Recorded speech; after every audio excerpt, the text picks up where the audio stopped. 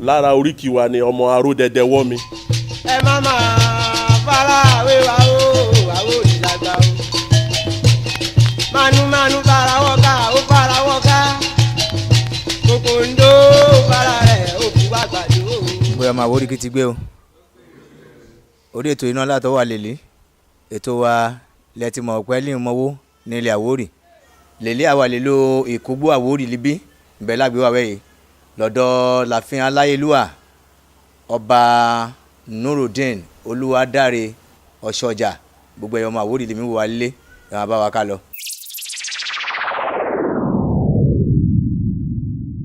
kábíyèsí mo ṣí fìrà forí adé o kẹpẹ kẹtọ o ẹ bá wa kí gbogbo ọmọ Àwórì lèmi wò ilé àti lókè òkun lọ́hún ká dárúkọ yìí fún un lè ẹ̀kúnrẹ́rẹ́. àkókò yìí kí gbogbo ọmọ ilẹ̀ Àwórì káàkiri gbogbo àgbáńlá ayé lẹ́tí òkèrè títí dé gbogbo ibi tí ilẹ̀ Àwórì tàn dé a máa júṣe àjíǹde ara a máa jẹ́ a máa lọ́rẹ̀ a máa bọ̀rẹ̀.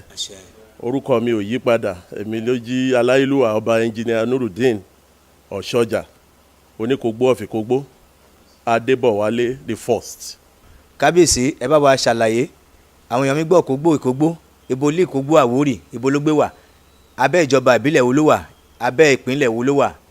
Ikogbo wà ní ìpínlẹ̀ Ògùn ní Adó-Odò Ọ̀tà local government ní ìjọba ìbísílẹ̀ Àgbárá Ìgbẹ́sà LCDA ní Ikogbo wà. kí tó di pé ẹ dórí àléfà ìbá ńlá yín kẹ́ tó di ọba ẹ jẹ́ kí àwọn ọmọ Àwórì kọ́ mọ díẹ̀ nínú ìrìn àjò yìí kẹ́ ti bẹ̀rẹ̀ sí ṣe kéré bẹ́ẹ̀ ti kàwé bẹ́ẹ̀ ti gbọ́ ohun oyè rẹpẹtẹ lẹ́mí dárúkọ fún àwọn Àwórì yìí kẹ́ ṣe rí gbà kí tó di pé ẹ̀yin lé àwọn alálẹ̀ náà wá fún kí wá jẹ kábíyèsí sílùú Ikogbo libí. mo jẹ́ ọmọ bíbí ìlú Ikogbo nínú ẹbí Osoja. Mo lọ sílé ìwé alákọ̀ọ́bẹ̀rẹ̀ Ṣàṣà primary school níwọ̀n ọdún sẹ́yìn díẹ̀ lẹ́yìn tí mo jáde Ṣàṣà primary school ni mo ti tẹ̀síwájú ti lọ sí Saka Tinubu Memorial High School ní orílẹ̀ Agége ibẹ̀ ni mo ti ṣe ìdánwò WAEC lẹ́yìn tí mo parí ìdánwò WAEC mo tẹ̀síwájú láti lọ sí ilé ẹ̀kọ́ gbogbo nìṣe tí a mọ̀ sí Polytechnic Federal Polytechnic Ìlaró mo kọ́ ẹ̀kọ́ nípa ìmọ̀ ẹ̀rọ tí à ń pè ní civil engineering mo gba àmì ẹ̀yẹ tí a ń pè ní OND Ordinary National Diploma ní Polytechnic nínú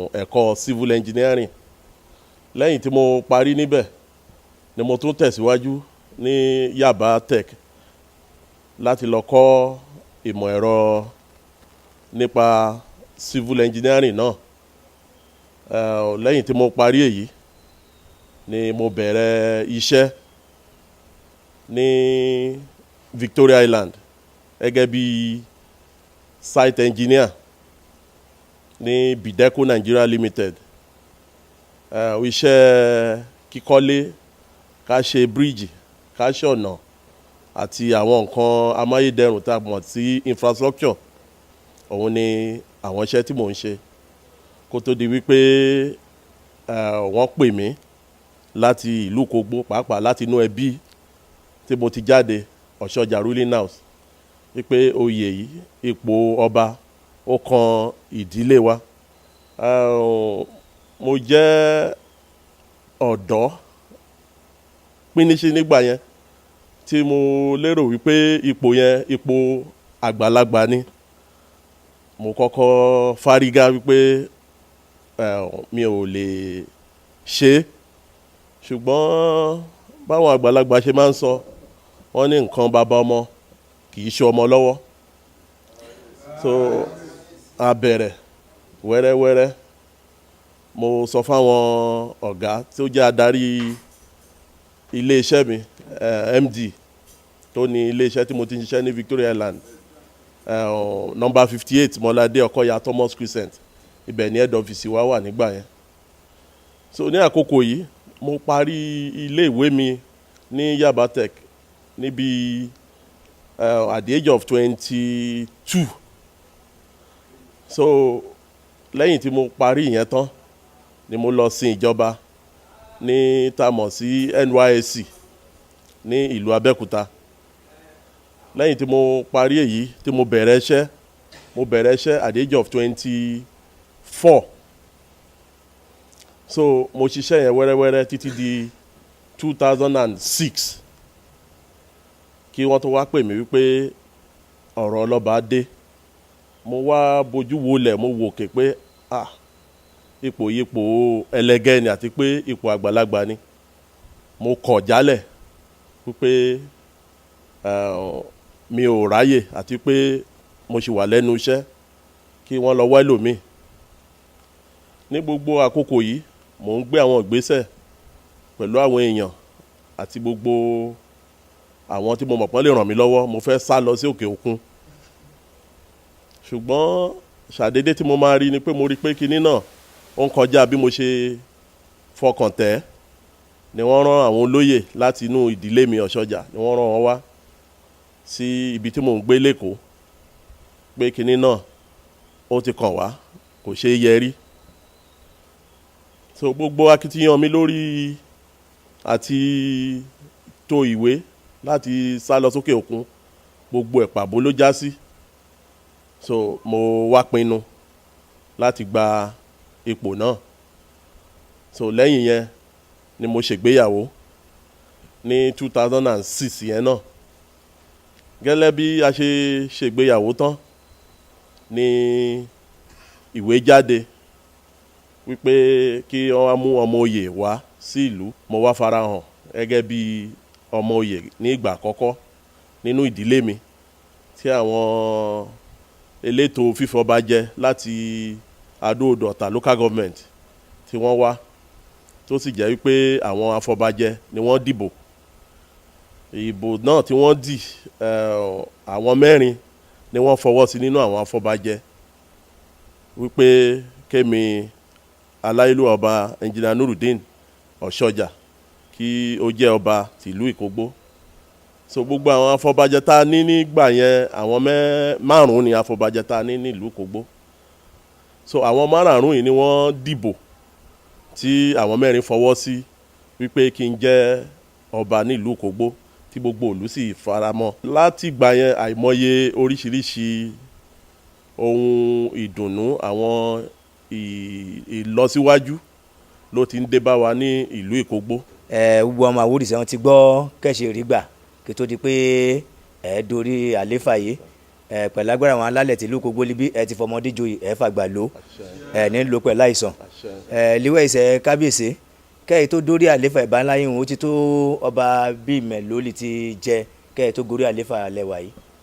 Ọba bíi 4 ló ti jẹ kó tó di pé mi dé orí àléfà. Líwẹ̀ ìṣẹ̀ bàbá máa wọ̀lú Ikogbo torí ilẹ̀ wà níbí rẹpẹtẹ, kò sí ilẹ̀ lèèyàn gbódé bí ìṣẹ́ kí ò lè rí, káwọn èèyàn ṣe máa rí gbà náà máa dé ìlú Ikogbo. Ẹ jẹ́ gbogbo ọmọ Àwórì kàn mọ́. Tá a bá ń bọ̀ láti Gbẹ̀sà, àkọ́kọ́ kan ìlú Ìtẹ̀kù ní ọwọ́ ọ̀tún. Tí a bá ń bọ̀ a dé Ìmọ̀ta, ìlú Ìmọ̀ta tí àwọn náà tó jẹ́ pé baálẹ̀ wà níbẹ̀. So láti ìlú Ìtẹ̀kù yẹn títí sí gbogbo ibi ìdẹ́kogbo ìlú 12 ló wà níbẹ̀ tí a kóra wa jọpọ̀ tí a jọ ń ṣe, tó jẹ́ wípé ọba 4 ló wà ní ìlú 12 yẹn. So òun la ṣe ń pe àgbègbè yìí ní Èjìlá Àwórì.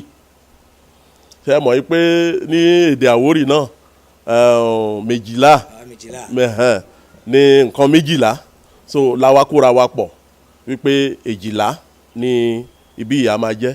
So tá bá ń bọ̀ a dé Ìmọ̀ta, láti Ìmọ̀ta a dé Ìpátírà, láti Ìpátírà a dé Igbó Ọ̀tà, láti Igbó Ọ̀tà a dé Igbó Odò, láti Igbó Odò ká tó wọ ìlú Ikogbo a tún rí ìyànà Àgélété, látàgélété là á dé Ikogbo. Ṣùgbọ́n àwọn ìlú kan tún wà tá a bá dé ìlú Ìpátírà yẹn tó jẹ́ pé tó fi so gbogbo wa pọ̀ gẹ́gẹ́ bí ìlú Èjìlá, bí Ọ̀dàn Àbújá ńlá àti Ọ̀dàn Àbújá ìkejì. dé Imoshe àti Tòtòwú. Ṣùgbọ́n nínú àwọn ìlú 12 yẹn, ìlú 4 ló jẹ́ ìlú tí ọba aládé wà níbẹ̀. Ìlú Ikogbo ló jẹ́ olúùlú tó kọ́kọ́ gbadé nígbà ìwáṣẹ̀ àti nígbà tí a fẹ́ ṣe resuscitation. Ikogbo ló kọ́kọ́ gbadé tó jẹ́ pé Ikogbo gangan ni olúùlú fún gbogbo ìlú 12 yẹn. So àwọn ìlú tó kù baálẹ̀ ló wà nílùú 8 tó kù. So Ìtẹ̀kù, ọba wà ní Ìtẹ̀kù, ọba wà ní Ọ̀dàn kínní, Ọ̀dàn ìkejì, ọba ibẹ̀ ti sẹ́, kí Ọlọ́run kó tẹ́ wọn sí afẹ́fẹ́ rere. Lára oríkì wa ni ọmọ Aródẹdẹ wọ́mi. Yàtọ̀ sí ọ̀nà ojú ọ̀nà tó jẹ́ ọ̀nà òkè, ọ̀nà míì tún wà tó jẹ́ pé ọ̀nà orí omi. Tẹ́ bá ń bọ̀ látọ̀nà Èkó, ká sọ pé ẹ̀ ń bọ̀ láti Ẹgbẹ́dá tàbí ẹ̀ ń bọ̀ láti Ìṣẹ́rí, Ìdímù, ẹ wọkọ̀ dé Ìgàndò, láti Ìgàndò a wọkọ̀ dé Ìṣùtì, láti Ìṣùtì yẹn a lè wọ ọkọ̀ ojú omi dé Tòtòwú. Tá a bá tún fẹ́ gbà bẹ́ẹ̀, tó bá yẹ pé a fẹ́ gba ọ̀nà Ìsàṣì wọlé fún àwọn tó ń bọ̀ láti Ìyànàbà àbí wọ́n ń bọ̀ láti Mile 2 tó fẹ́ gborí omi tó ń tètè fẹ́ débí, nítorí wípé ibẹ̀ ló yá jù ọ̀nà orí omi. Tó bá pẹ́ ń bọ̀ látọ̀nà bẹ̀ ẹ lè lò ju bóyá bí 30 ìṣẹ́jú sí wákàtí kan tẹ́ máa fi dé ìlú Ikogbo lọ. Ṣùgbọ́n ọ̀nà mọ́tò nítorí ojú ọ̀nà, ṣùgbọ́n ọ̀nà ti ojú omi yẹn òun ló yá jù. ayé wọn lè ìlú Ikogbo níbí náà mi bọ̀ kàn ti rí gbà ìbúlẹ̀ lè mú adé là lè fi ìdí rẹ̀ múlẹ̀ pé ìlú Àwórì làwà lè jẹ́ ojúbọ lẹ̀ka ìgbàlẹ̀ gbadé lẹ́yìn mi náwó sí pẹ̀lú àwọn olóyè yìí. Àwọn baba ńlá wa àti Ilẹ̀ Ifẹ̀ ni wọ́n ti gbéra tí wọ́n ń bọ̀. Wọ́n dé sí Ìlámìro. So lẹ́yìn tí wọ́n dé sí Ìlámìro, ibẹ̀ ni wọ́n tún ti gbé Ifá janlẹ̀, ni Ifá ń sọ fún wọn, torí Ifá ni wọ́n fi ń tọ́nà gbogbo ìrìn àjò ní ìgbà ìwáṣẹ̀. So lẹ́yìn tí wọ́n gbé Ifá yẹn janlẹ̀ wípé ibi tí wọ́n máa dó sí ni Ifá yẹn sọ fún wọn pé kí wọ́n máa lọ, kí wọ́n tẹ̀síwájú, pé wọ́n ti débi tí wọ́n máa tẹ̀dó sí. So bọ́n ṣe kúrò, wọ́n dé Ìgbọ́sùmẹ̀, ìlú kan tí wọ́n ń pè ní Ìgbọ́sùmẹ̀. Ìlú yẹn wà létí Ìpátírà, inú ìlú Ìpátírà ni Ìgbọ́sùmẹ̀ yẹn wà. So ló ṣe jẹ́ pé a ní ibì kan ní ìlú Ìpátírà tá à ń pè ní Ìdó-Òkógbó, tó jẹ́ pé ibẹ̀ làwọn baba ńlá wa yẹn kọ́kọ́ dó sí. Ṣùgbọ́n ìgbà tán tún wá gbé Ifá janlẹ̀ tí Ifá tún sọ fún wọn pé kán tún sì máa tẹ̀síwájú, so ni wọ́n tún gbéra láti bẹ̀. Wọ́n mú Èṣù dání pẹ̀lú Ògún. So ibi tí Ògún yẹn wà lénìí, ó wà ní ibì kan tá à ń pè ní Abódò. Ibẹ̀ ni Ògún yẹn wà, tá a dẹ̀ máa ń bọ Ògún yẹn. Ìmọ̀ràn tí mo ní fún gbogbo àwọn olóyè àti gbogbo ọmọ ilẹ̀ Àwórì pátápátá ni wípé kí gbogbo wa ká nífẹ̀ẹ́, pàápàá ká nífẹ̀ẹ́ ẹni tí Ọlọ́run bá fi ṣe orí.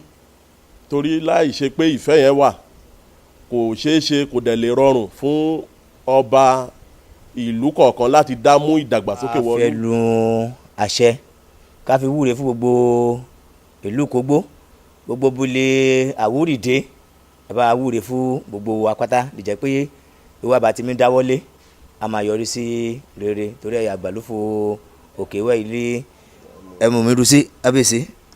Ẹ ṣé, mo fi àkókò yìí mo fi ṣe ládùúrà wípé gbogbo ìlú Ikogbo a máa tẹ̀síwájú, igbálé a máa lé sí, àwọlé a máa pọ̀ sí, eku a máa ké bí eku, ẹyẹ a máa ké bí ẹyẹ. Gbogbo ilẹ̀ Àwórì pátá láti ibi tó ti bẹ̀rẹ̀ láti ilẹ̀ Ògùn, ìpínlẹ̀ Ògùn títí dé ìpínlẹ̀ Èkó pátápátá, àṣeyọrí, àṣegbàyì ajẹ́ tiwa, a ní ṣubú dànù, ní agbára Ọlọ́run ní wó tiwa mọ́ èpo, ní àṣẹ Elédùmarè á rí bẹ́ẹ̀, àṣẹ bẹ́ẹ̀. A mi fi àsìkò yìí ká fi mi dúpẹ́ lọ́wọ́ kábíyèsí wa aláyélúwà ọba ẹnjìníà Nurudeen Oluwadare Osoja.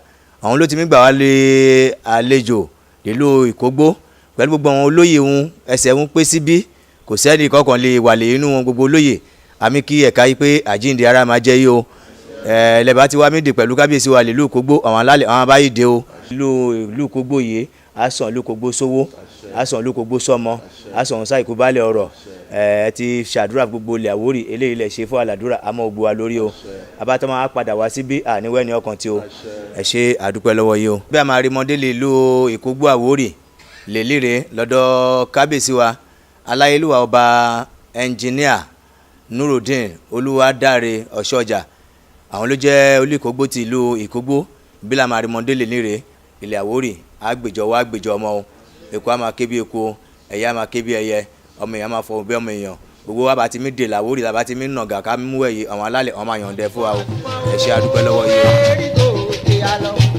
Erigòkè o.